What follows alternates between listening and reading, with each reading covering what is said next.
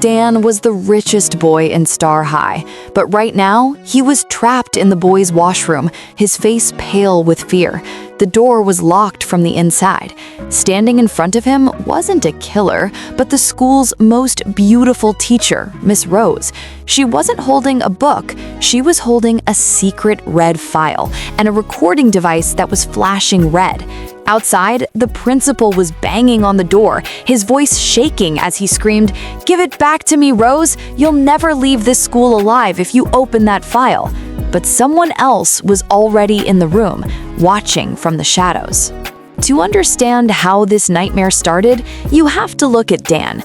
Dan was the prince. He had skin like milk, natural pink lips that made every girl in the hallway stop and stare, and a smile that could hide 1,000 lies. He didn't walk through the school gates. He arrived every morning in a white sports car that roared like a lion.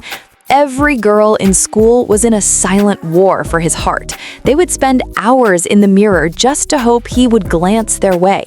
But Dan never looked at them. He was always seen carrying heavy bags for Miss Rose or staying late in her classroom.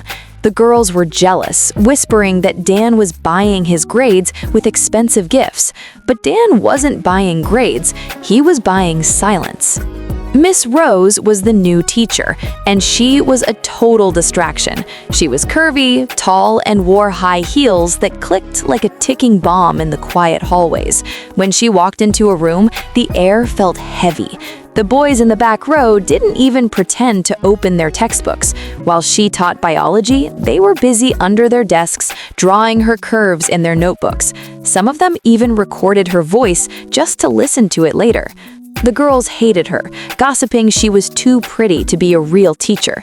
But Miss Rose had a secret. She wasn't there to teach biology. She was there because of a photo in her purse, a photo of a man who looked exactly like Dan, standing next to a burning house.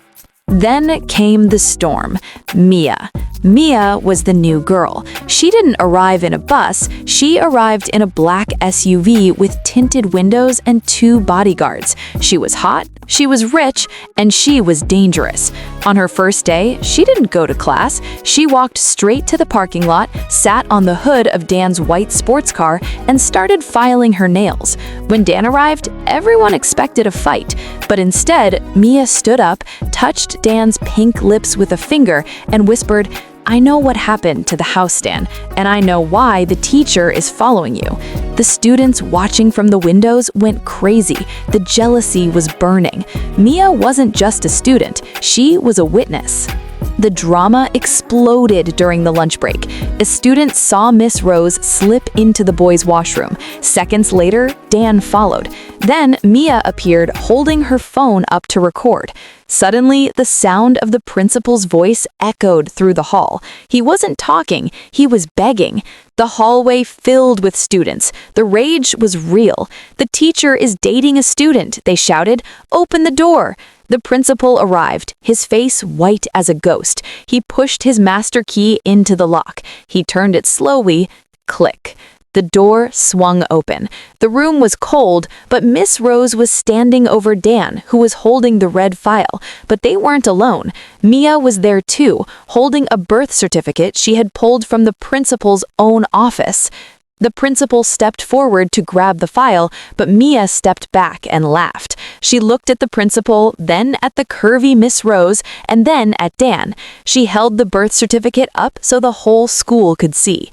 Mia's voice was ice as she said, "Everyone thinks Miss Rose is the lover, but look at the names. Miss Rose isn't Dan's teacher. She's the wife the principal tried to send to prison 10 years ago so he could steal Dan's inheritance." The principal froze. Dan looked at the man he called Sir with pure hatred. But before the principal could speak, Mia pointed at the bottom of the birth certificate and whispered the final secret. "But there's one more thing, sir. If Dan is the heir to the fortune, then why does this paper say he died in that house fire 10 years ago? If the real Dan is dead, then who is this boy standing in front of us?"